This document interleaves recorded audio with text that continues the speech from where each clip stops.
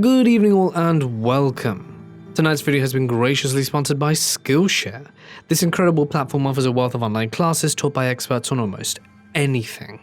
And now is the best time to brush up on an old skill or learn something new. With classes from kickboxing to craft, there is something for everyone. I personally have been improving my poi with Ben Drexler and highly recommend it if you want to get into flow arts. Now, the first 1,000 of you to use the link in the description will get 1 month for free to trial Skillshare. So make the absolute most of it because it is brilliant. But with that being said, it's time to get comfortable and let the darkness take control. This took place during the winter of 2018 in the Seattle area. It was 1 year after graduation, and all of my urban exploring friends were itching to get their fix of trespassing or the next adrenaline rush.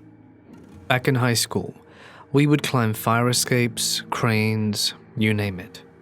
Since then, the crew had been separated, focusing on college, work, and girlfriends. Once everyone had some free time, we all packed into my car one night and went to our favorite burger joint in town called Red Mill Burgers. Then, as we started to scout for our first thrill of the night, it appeared the city have put all sorts of precautions in place for construction sites and most of the older buildings in town. Cameras everywhere. A slippery paste applied to the pipes and ledges under every fire escape ladder we found. Other ladders from previous climbing spots had been cut off at heights that were out of our reach. Our last resort was an abandoned cement plant that we had already been to in 2016, but was easily accessible via a hole in the fence. We pulled up to a park that sat on the edge of the site. A black Honda Civic sat in the spot closest to the hole in the fence, so we figured the cement plant was occupied. There were 4 of us, however, all with flashlights and a large knife or two. So we went on our way, lighting up the area and calling out to make our presence known. To explain the layout of the site, there sat a warehouse that looked more like a small airplane hangar, with 2 truck trailers parked out front parallel to the opening of the building. On the other side sat 4 cement silos, which had a stairwell going up the side and led to a tiny structure on the top. We knew not to go up there ever again, since I almost fell through an open hole in the floor 2 years prior. In front of the structures, you had an open space about 2 school buses across until you reached the water, where barges and tugboats would be parked on occasion. A small storage shed also sat on the water at the edge, with a large buoy sitting on the concrete alongside it. Now, we entered the warehouse from an open doorway on the nearest side. The place was filled with graffiti, bits of debris, and the occasional heroin needle. 3/4 towards the opposite side of the warehouse, a loading dock ran from the back wall to the opening. 2 tiny concrete rooms sat on the back end of the loading dock, and these were always filled with tarps, tents, and other remnants of squatters. My friends took a few pictures along the walls and on the loading docks before they started running straight out of the warehouse to go investigate the buoy and storage shed. I paused at the opening of the warehouse and tried to get a picture of them with what little light we had from the nearby port. Just then, I heard a gruff voice say something behind me. I spin around and flip on my flashlight to see a man in his 50s walking towards me from the back of the loading dock. He has the typical apparel of a trucker you see in a movie or cartoon: plaid shirt, trucker-style hat, etc. He was empty-handed and was too cleaned up to assume he was homeless. I yelled, "Hey," once or twice, and got the attention of 3 of my friends, who rushed to my side, and I asked the man to repeat himself. "Y'all aren't supposed to be here," he says, and claims to be security for this site in particular. Considering his appearance, he looks nothing like any hired security I'd ever seen or heard of, with no flashlight, no badge, nothing. We explained that we were only taking pictures and were about to leave anyway. The man said it was fine and to take any pictures from outside the building and silos, but then to leave. We complied and started walking straight towards the hole in the fence, occasionally looking back to see the man's silhouette at the edge of the opening of the warehouse.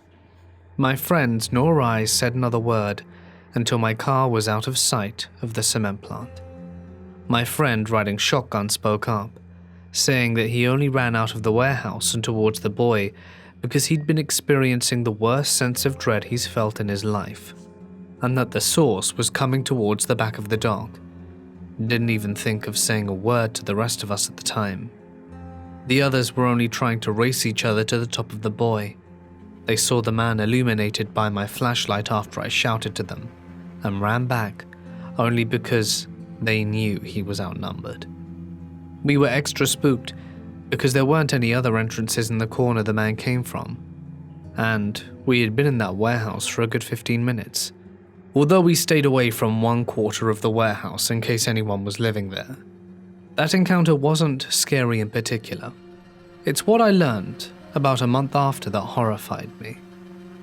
I was riding around the city with two individuals who were involved in the local graffiti scene. At some point, I brought up the cement plant and the larger, harder to access abandoned flour mill next to it.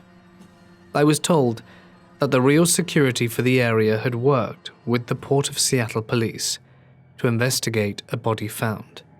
Sure enough, in the same warehouse my friends and I had been inside 2.5 weeks prior, a woman in her late 30s had been found tied up, somewhat decomposed, in a triangular space where the loading docks meet the back wall at an angle.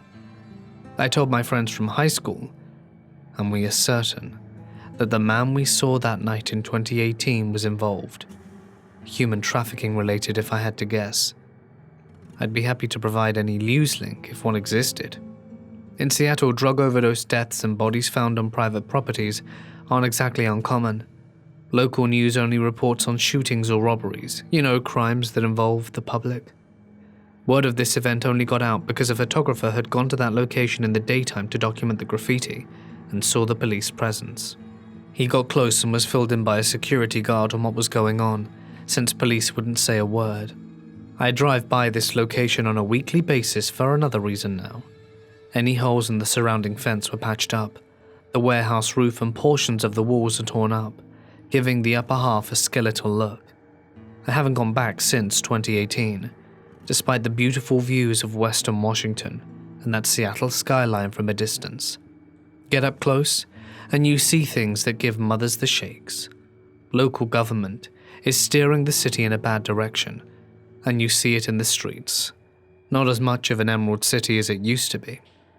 Anyway, never go into the deep forest, abandoned buildings, or the opioid-poisoned cities on your own.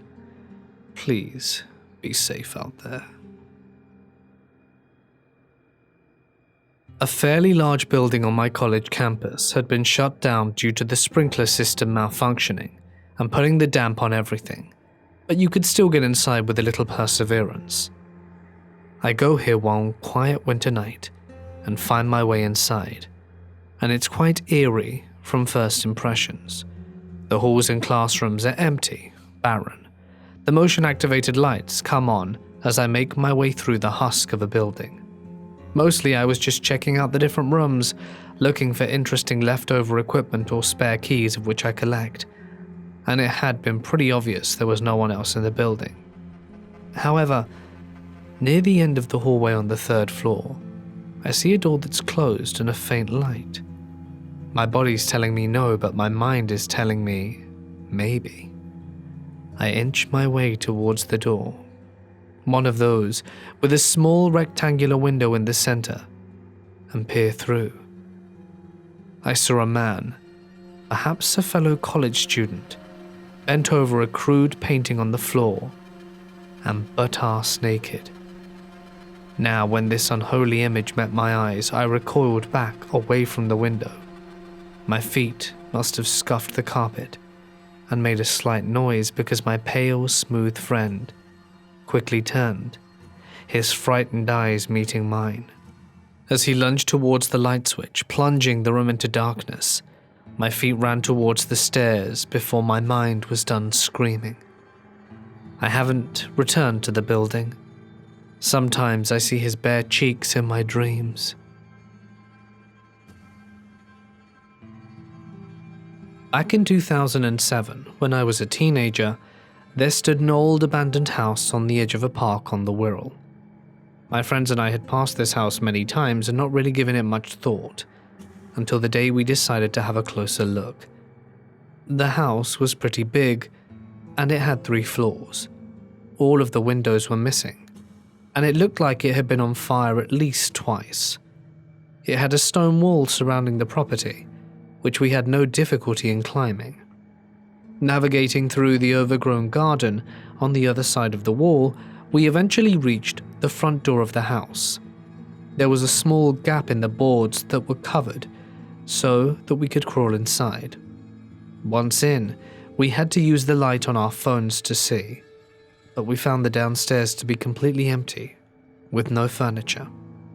After exploring the downstairs and basement area of the house and finding nothing interesting, we headed for the stairs, reaching the top. We were faced with 4 doors, each locked, with not 1, not 2, but 3 sliding bolt locks on the outside of each door. That's weird. Why would these doors need to be locked so securely from the outside? We thought as we started unlocking one of them. Inside the room was an old metal bed, which looked like something out of a hospital. An armchair, a wardrobe. The other 3 rooms contained a similar setup. After exploring all 4 rooms, we wanted to check out the top floor, but the stairs had been destroyed by fire at some point. The only way up was through a hole in the ceiling in one of the 4 rooms. We pulled over a wardrobe, and I stood on it to see what was on the floor above. The floor looked unsafe, and it was even darker up there, so I didn't climb all the way up. I just shone my torch around from where I was. That's when I found an old metal club with the wrist strap still attached. It was heavy, dented, and obviously well used. After showing my friends what I had found, I left it up there and climbed back down. Because it was so dark inside, we hadn't noticed the sun had set, and it was almost pitch black outside. We sat opposite the front door, and each began rolling a cigarette, discussing what we had found, when something made me look up at one of the windows. To this day, I still struggle to find words to describe what I saw. It was a figure, standing in the window of one of the bedrooms. It was not transparent, like the traditional ghost, nor was it solid. It was almost like it were made of liquid or smoke. Although it was so dark in the room, the figure seemed to be illuminated, as if it were giving off a light of its own. Despite its hazy appearance, I could make out that it was wearing a white doctor's coat with a name tag on the left breast pocket. The face was too distorted to make out any features, but I could see 2 large black eyes staring back at me. I sat there, completely frozen, trying to comprehend what I was looking at. It could have been seconds, but felt like hours. Suddenly I regained control of myself, and without a word, jumped up and sprinted for the wall. As I was running, I was wondering to myself whether I had really seen it or not. At this point, my friend, who was a much faster runner than I, overtook me and continued running up the road. Eventually, I caught up to him and asked him why he had been running. What he said haunts me. I just saw a doctor in the window.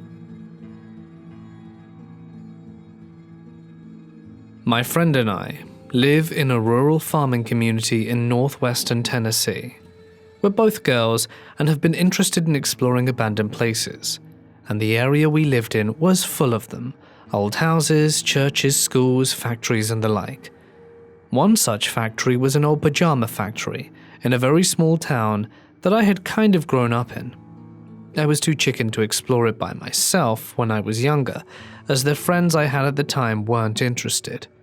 When I got to high school, I met my current best friend, and we decided to take a look.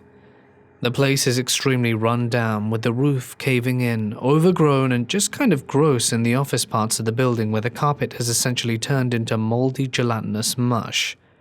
The front door to the main building were glass and had been broken out, so we slipped in easily. I remember taking a tour of the building for school when I was younger, and I remembered the office feeling so nice and homely. It didn't feel like that anymore. Obviously, we are exploring the darkened halls, with ceiling tiles half fallen out and the wood panels on the walls sliding off, warped and rotten. The floor squelched under our feet, and so far it was only mildly intimidating. We found old computers and papers. I even took a roll of big sticky labels to draw on and tag things with. Then we got to the factory-esque part of the building.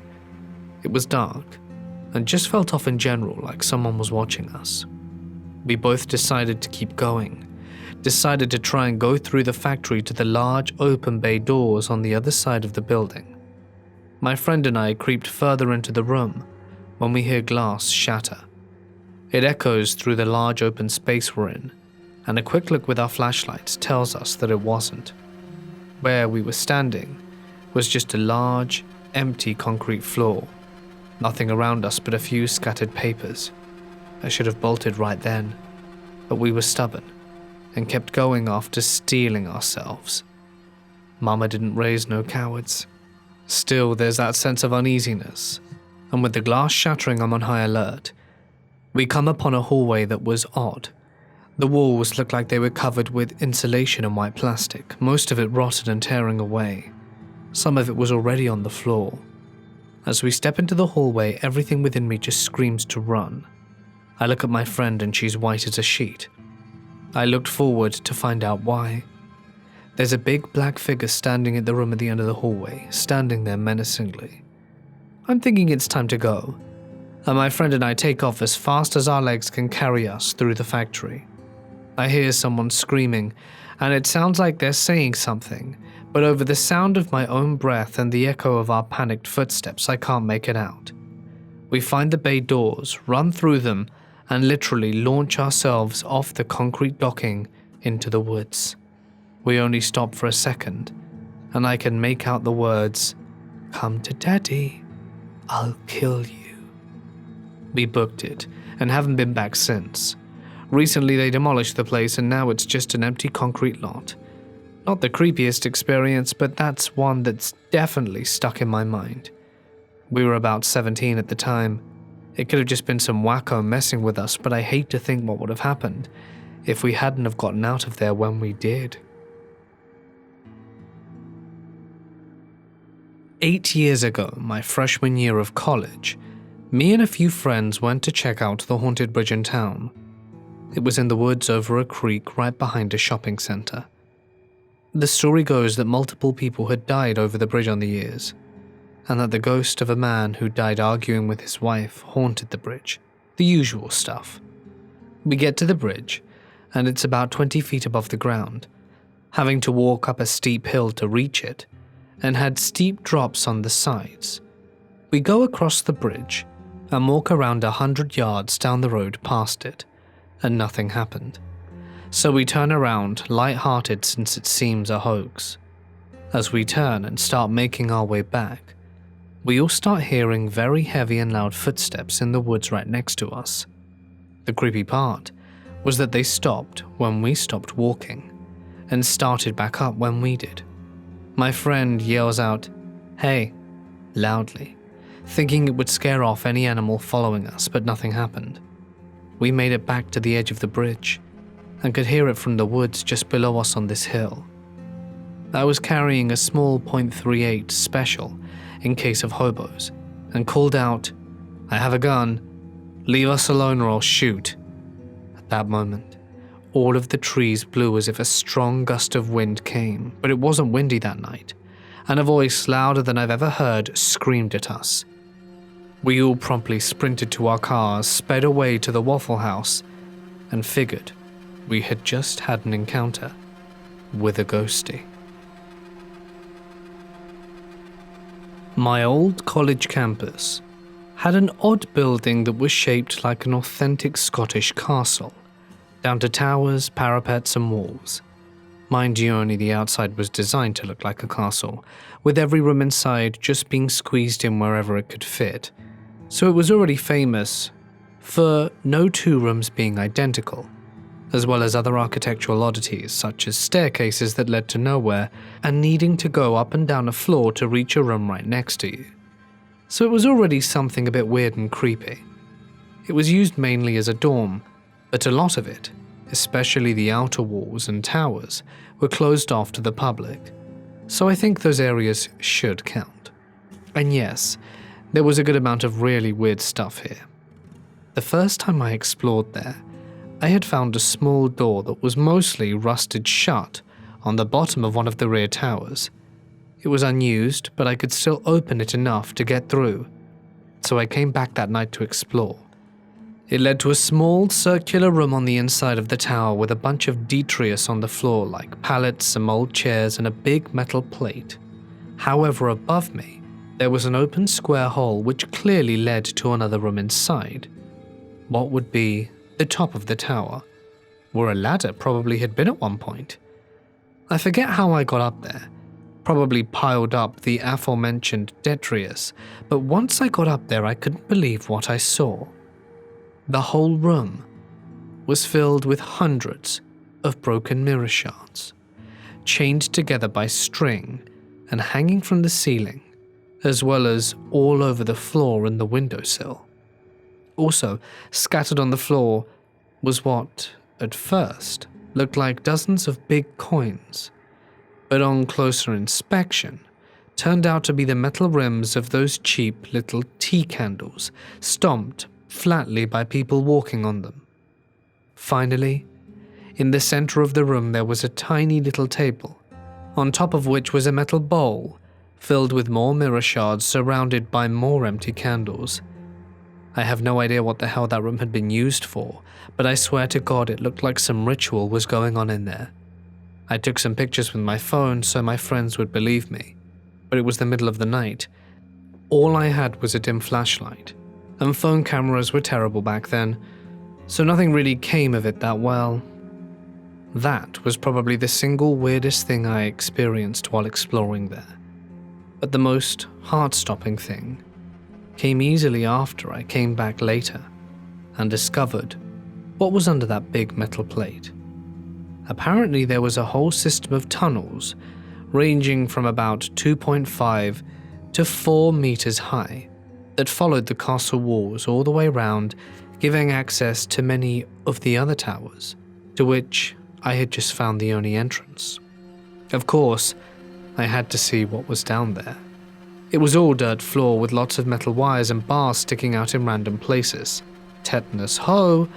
And there I was, crawling around on my hands and knees, holding a flashlight in my teeth, trying to see where I could get to. Some parts, probably the sections under parts of the wall that were used for storage, sort of opened up, so that I could sort of crouch and look around at the trash and detritus, where students had probably hidden and forgotten things over the years, but I'm a pretty small guy at 5'6" and only 110 pounds. Back then, and even I had to struggle and squirm through some of the passages, which were sometimes partially filled by plumbing, leading me to wonder just what the hell these passages were made for, if it's too tight for anyone but a scrawny teenager. Anyway, it was at one of these super tight passages, 5 feet underground, that I had one of the most terrifying experiences of my life. I saw, turning a corner, exactly what you don't want to see in a place like that. Sneakers connected to a pair of jeans. As I adjusted my flashlight, which again was in my teeth, it got worse. A red flannel shirt, not empty and lying flat, but filled very much with a body shaped, lying in the tunnel, facing away, just a few feet in front of me. I don't get scared a lot, but I could feel the color drain from my face just looking at what appeared to be a goddamn murder victim stashed away in some dark tunnel under a dorm to be forgotten. I don't know how I mustered the courage to keep going, but getting closer, it was also clear that it didn't have a head. I finally got a good enough angle, sneaking by it to see where its head should have been, only to see a speaker membrane under the collar shirt. The whole thing was a mannequin, dressed up like a human, with wireframe arms and legs, probably as some old Halloween prop, hence the speaker. God only knows why someone decided that this of all places was the best place to hide it. This is the last one, and is one much more light-hearted. This was my third night exploring, and I had started to get the lay of the land. I was going through the same tunnel network and managed to find another similar trapdoor to the one I had come in through, evidently leading to one of the front towers of the castle, overlooking the courtyard. Remember though, that no two rooms in the building were the same, so instead of coming up to an empty room on the inside of the tower, this one led, for some reason, to under a circular stairwell. Fortunately for me, most of the concrete steps near the bottom had long ago been broken away. Otherwise, this tower above would have been unreachable, blocked off by its own stairs. Again, weird building. I managed to ascend by balancing on the tiny bits of the original steps that were left on the outer wall, just enough to reach the intact upper steps, letting me get to the room above. This one was much bigger than the first tower and was connected on the inside to a bunch of the outer wall, giving it a lot of big empty concrete walls at odd angles. At first it looked like just another empty abandoned room, but as I scanned around with my flashlight, I started to see some weird patterns on the walls, all painted with some kind of dull red ink. Having been less than a week since I found the ritual room, I was almost prepared to believe they had painted it in blood. There were long curved lines, random swirly bits, angular patterns, and what looked like small, detailed runic shapes wherever I looked. Again, I had a tiny dim flashlight, so I couldn't make out any more than a few square feet of the drawing at a time, but they were everywhere I looked. Finally, I turned off the flashlight, pulled out my phone, opened up an empty notepad so it had a white screen, and looked around me with the more diffused, even light, and I finally saw the big picture.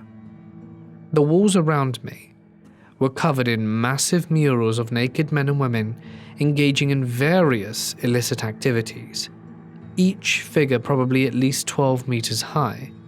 They were very stylistic, yet also pretty detailed, and looked more than anything like ancient cave paintings in their design. Needless to say, they were also very erotic. Thankfully, with the light I could also see the source of the pigment. A bunch of pieces of brick that had been picked out of the surrounding rubble, scraped across the concrete, and I don't know if it was just one or several people who did that, but it must have taken hours if not days of dedicated work, coming up here to draw the nude murals on the walls.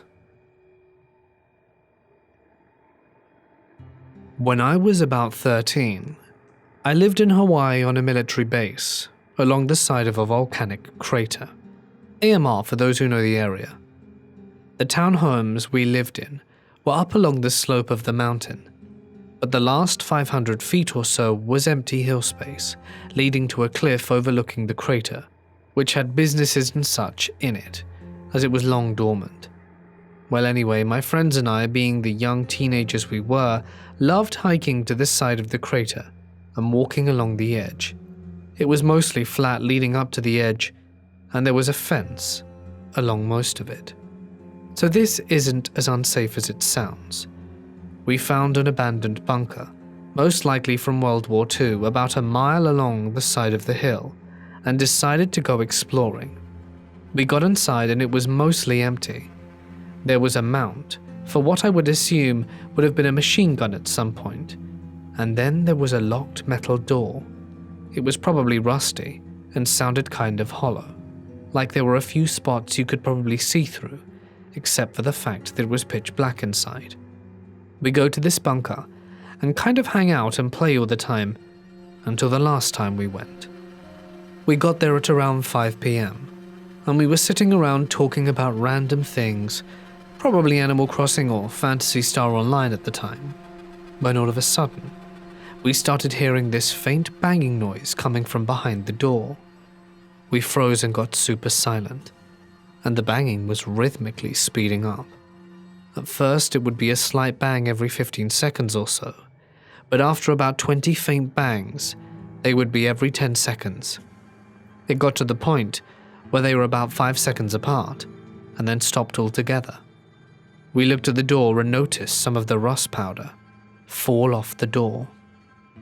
We got up to nope the hell out of there, started climbing the ladder, and the person that left last, as there were 3 of us, swears they heard a loud bang against the door as he finished climbing out.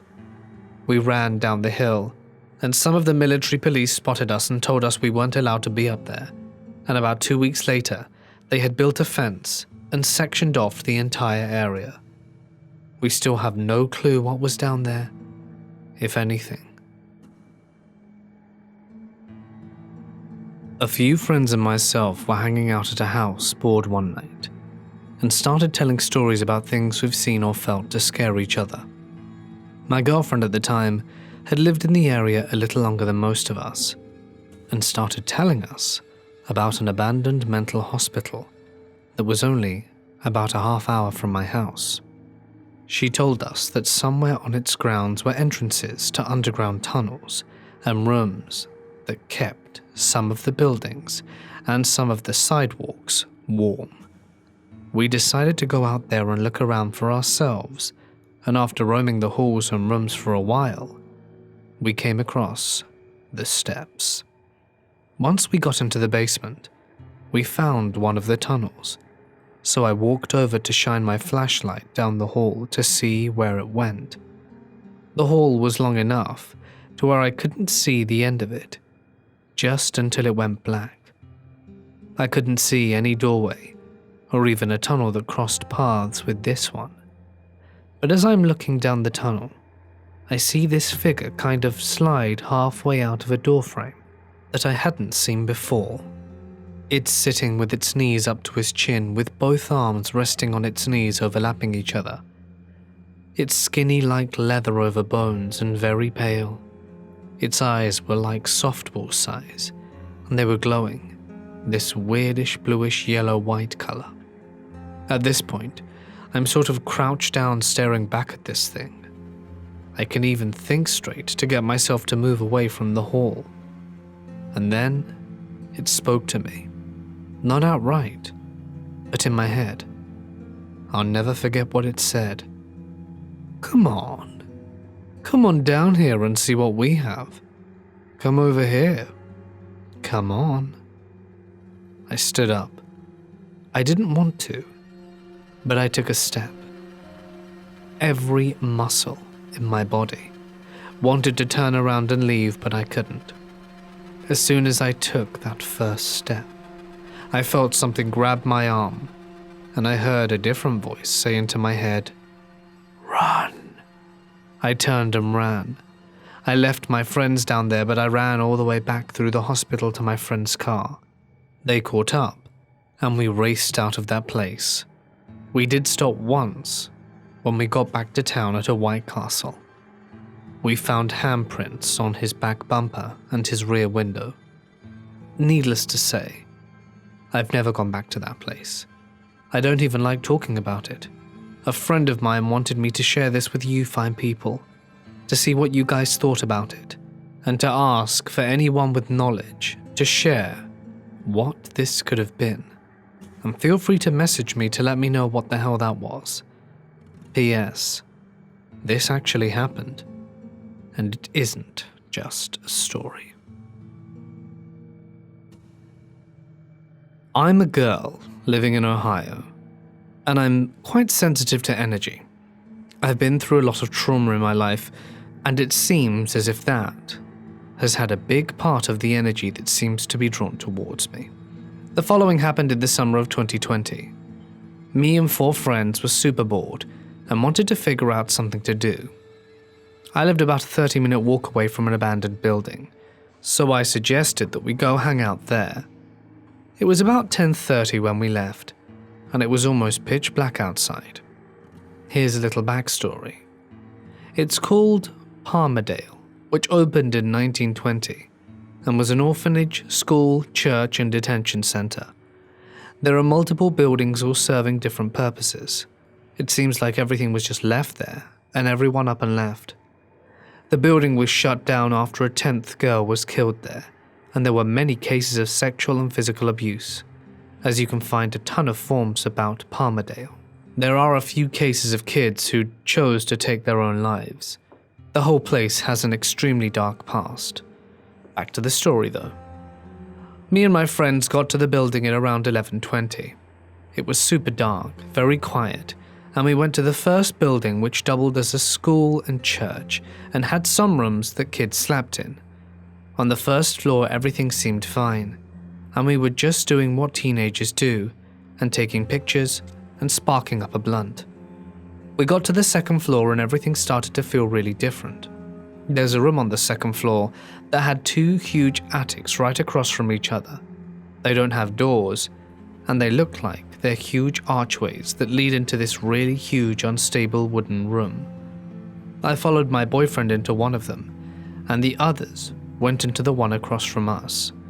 The rooms we went into had very obviously older clothes in it, stuffed animals and blankets. When I tell you this room has a depressive energy, I mean full of the type of stuff that will make you spiral into a deep sadness. I got so overwhelmed I told my boyfriend I needed a break, and we went and sat in the room.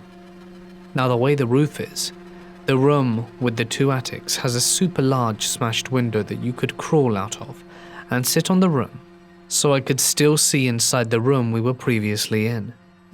It was a bit hard to see because the darkness seemed as if it had completely taken over everything. I was freaking out and went to light up my cigarette.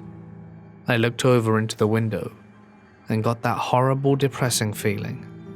It seemed like someone was begging me for help, but couldn't come out and say it. Like it was just an energy that took everything over begging for help. I told my boyfriend and I started to cry. I told him I needed help. As I started to cry more, I heard a little girl. I had no idea what she said, but I knew it was a little girl. I told him I needed to go back into the attic. We started heading back into it, and the energy was the same. I was shaking and crying, but I am a very empathetic and compassionate female, and everything in me was telling me I couldn't leave someone alone in here to hurt. We walked around the room and walked past this little bunny stuffed animal covered in dirt. I didn't know why at the time, but I felt like I needed to pick it up. I did. I picked it up and my hair began to freeze. Keep in mind, this was in summer around mid-July. I looked over to my boyfriend and asked him to touch my hand. He immediately freaked out and got terrified. I asked the little girl if she wanted to hold my hand, and I felt the faintest squeeze. Me and my boyfriend regrouped with everyone, and I told them what was happening and asked them to acknowledge that she was here. Everyone said hi, asked her for her name, and I felt my hand freeze. And that's when we went towards the exit. This is when stuff got scary but beautiful at the same time. I asked the little girl if it would be okay if we left, and I felt a faint squeeze on my hand and began to cry, because I felt like I couldn't leave her here to suffer and relive that nightmare. I had no idea what to do, so I told the girl that she was safe and that I'd protect her, and that I knew she was here, and I felt my hand start to warm again. My boyfriend then screamed and kept saying that he saw her. The entire energy changed. It was cleared of the sorrow and pain, and we started to walk out the door, and I felt like something just let go of me. We left the place, and that was that. My parents have also had a ton of paranormal experiences, as we're all very spiritual. I think perhaps this played a part in the events that transpired. About 2 years ago, a couple of friends and I decided to sneak into an abandoned asylum after nightfall. We noticed a security guard doing his final rounds and waited for him to leave the premises. Once the coast was clear, we approached the surrounding fence and jumped over it to get onto the property, and as soon as we did, we all experienced something that I can only describe as a heavy and unpleasant feeling. All the windows and doors were boarded up from the outside, but as we made our way around the building, we discovered an entrance that had been broken into, so we made our way into it and ended up in the auditorium. There were medical records scattered all over the floor of every room.